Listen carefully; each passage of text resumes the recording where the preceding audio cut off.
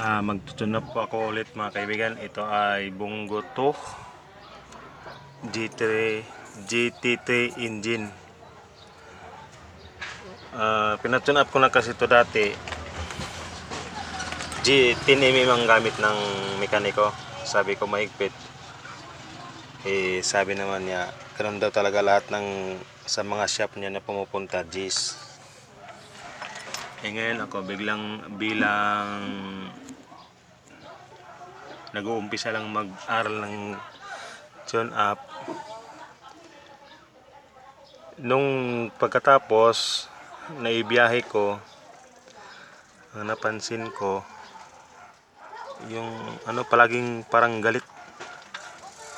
Malakas ang makina, pero parang galit. Palaging yung hindi ako yung wala bang relax yung makina, yung andar hindi relax. Pero matini yung andar, pino, parang talagang bago yung tunog ng makina. Kaya ang ginawa ko,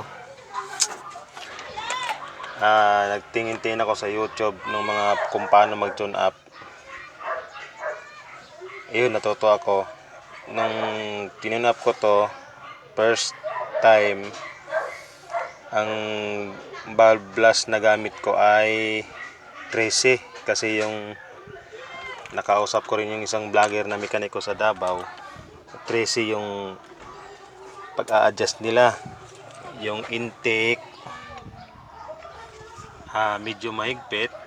Tapos yung sa exhaust maluwag, yung parang hindi na siya kumakapit. Tapos ayun, nasubukan ko naman, pero ganun pa rin, yung parang hindi ako kampante sa andar ng makina. Tapos mabilis siyang uminit pag umakyat sa mga paahon. Tapos yung pag pinapatakbo ko ng mga 80-90, nandun na siya agad sa kalahati. Hindi naman sa guhit ng puti lang. Pero pag palusong naman, lumalamig naman siya. Pero hindi naman hindi naman siya mainit dito. Yung pag nabubuksan ko naman to, pag yung tingin ko sa gauge mainit. Tapos dito pag binubuksan ko, hindi naman. Pero yung ang hinahanap ko kasi, yung gusto ko yung relax sa makina. Ngayon, hindi ko na kasi napapakita yung yung mga pag-adjust ko nito. Ngayon ito, na-tune up ko to kasi nga mayroon akong nakita na taga Iloilo naman, yung si shout out si Maninoy Puti. Shout out. Kasi sa kanya ko nakita yung video, yung vlog niya na kung paano mag-tune up. Kaya lang yung adjust naman niya doon is 25mm 30. Yung adjust na doon 25mm ang intake, tapos 30 yung exhaust. Isa-isip-isip ko, maluwag. Pero nung kinis-kiss ko to, kasi ito hindi pa to hindi ko makita to dati eh.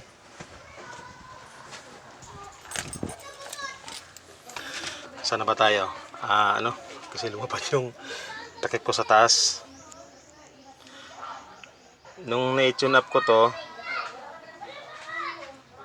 iniisip ko, may pumapagitan sila ng 5. So 25-30. Nagtanong naman ako sa kasa.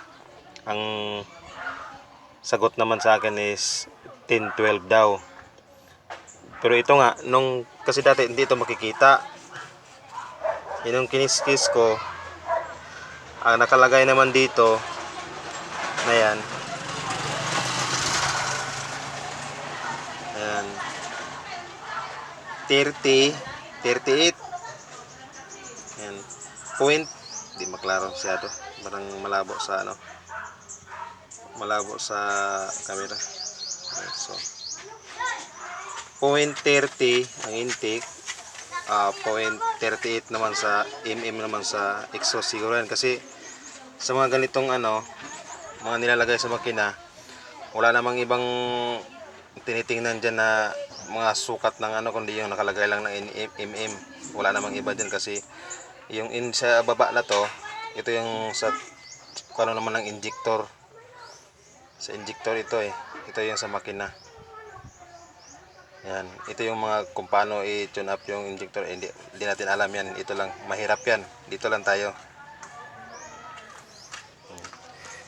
Isip-isip ko masyadong makapal. Kasi parang pang kanter na siya. Pero wala. Yan ang ano ng company. Alam mo naman tayo. Masyadong malikot Pilipino. Pero itong makina ko, nasubukan ko na to ng 10. Parehas G's straight ang 10mm ang tune up. Tapos binago ko ng 13. Pangalawa, kasi sa biyahe ko. Nag-try naman ako ngayon ng pangatlong tune up ko. Nag-try ako ng 13-18. Ang kinukuhaan ko ng base yung marami nagto-tune up na 5 ang pagitan, yung katulad ng 25-30. Tapos mayroon namang iba 20-25. Nagdidepende lang sa lahat. Kaya ngayon ako, nung nakalipas na 3 taon, bagong palit kasi ng ano to, liner, bago yung piston ring, bago yung connecting rod bearing, bago yung pangilalim, bago yung dito sa exhaust, kabila rin bago. Ang valve lang nito ang naibalik kasi nagpalit ako ng gasket. Naripis na rin konti ang ano nito, head, kaya siguro mabilis siyang uminit. Ito ngayon ang na-try ko, yung tune up ko na 13-18. Malamig ang makina, matagal mag-init. Ngayon nakatakbo na ako ng 2 o 3 kilometro siguro. Saka pa siya medyo umaangat, pero matagal ko nang pinapaandar dito yan bago ko tumakbo. Alam mo naman pag yung medyo malamig ang makina, nagkukos yun ng carbon deposit, yung hindi masyadong nasusunog yung krudo doon sa loob, kaya pumuputi yung usok. Ang iniiwasan, kaya naman nagaganon yun kasi nga yung combustion malamig.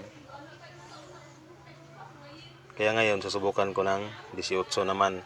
Pag malamig pa rin talaga, ibabalik ko siya ng 3C.